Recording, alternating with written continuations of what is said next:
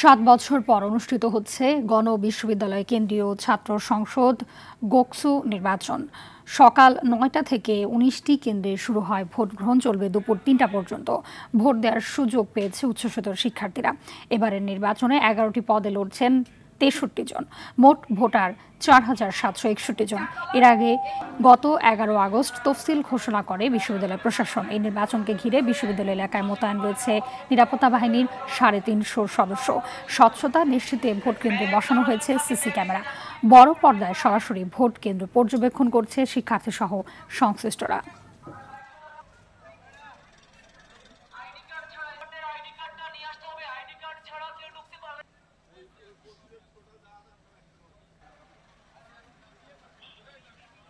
আমরা কোনো আশঙ্কা দেখছি না। আমাদের মনে হয় যে সুষ্ঠু একটা ভোট নির্বাচন হবে। আর তাছাড়া তো এখানে যেহেতু হল নেই, এখানে সম্পূর্ণ কেন্দ্রীয় সংসদ নির্বাচন, আর কোনো প্যানেলও নাই। আমরা আশা করি যে খুব দ্রুত ভোট সম্পন্ন হবে, সুষ্ঠুভাবে হবে। এ বিষয়ে আরো জানতে গণবিশ্ববিদ্যালয় ক্যাম্পাস থেকে সরাসরি যুক্ত হচ্ছেন সহকর্মী ওমর ফারুক।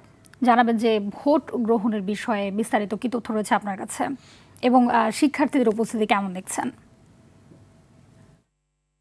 আপনাকে ধন্যবাদ। আপনি যেমনটা জানতে চেয়েছেন, দীর্ঘ ৭ বছর পর কিন্তু এই গণবিশ্ববিদ্যালয়ের যে কেন্দ্রীয় শিক্ষার্থী সংসদ গকসু নির্বাচন অনুষ্ঠিত হচ্ছে। আজকে কিন্তু ভোট গ্রহণ শুরু হয়েছে, সকাল ৯টা থেকে ভোট গ্রহণ শুরু হয়েছে, চলবে বিরোধীনভাবে বিকেল ৩টা পর্যন্ত।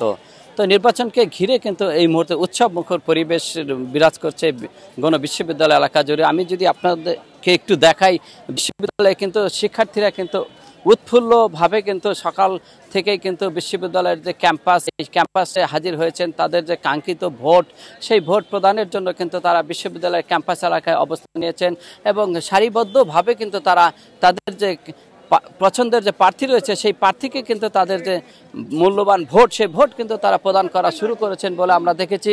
তো বিশ্ববিদ্যালয় জুড়ে এই মুহূর্তে এক উৎসব মুখর পরিবেশ বয়ে চলেছে।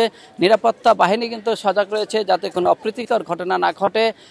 ইতিমধ্যেই কিন্তু বিশ্ববিদ্যালয় এলাকা জুড়ে কিন্তু প্রায় ৪০০ মতো পুলিশ বাহিনী, বিভিন্ন সাদা পোশাক সহ পোশাকধারী পুলিশ কিন্তু তারা নিরাপত্তার দায়িত্বে রয়েছে। এছাড়াও কিন্তু স্ট্রাইকিং ফোর্স হিসেবে সেনাবাহিনী স্ট্যান্ড বাই রয়েছে। যে কোনো মুহূর্তে কিন্তু প্রয়োজন হলে তারা বিশ্ববিদ্যালয় ক্যাম্পাস এলাকায় প্রবেশ করবেন বলে আমাদেরকে জানিয়েছেন।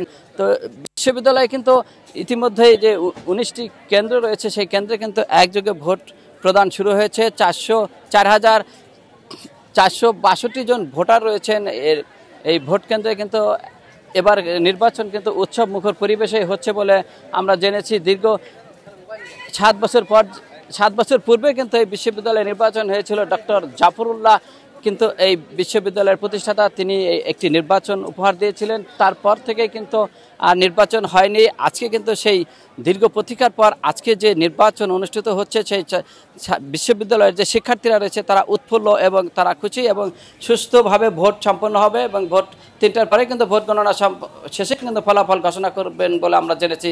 তো বিশ্ববিদ্যালয় থেকে আমার কাছে এই ছিল সর্বশেষ। জি, ধন্যবাদ আপনাকে।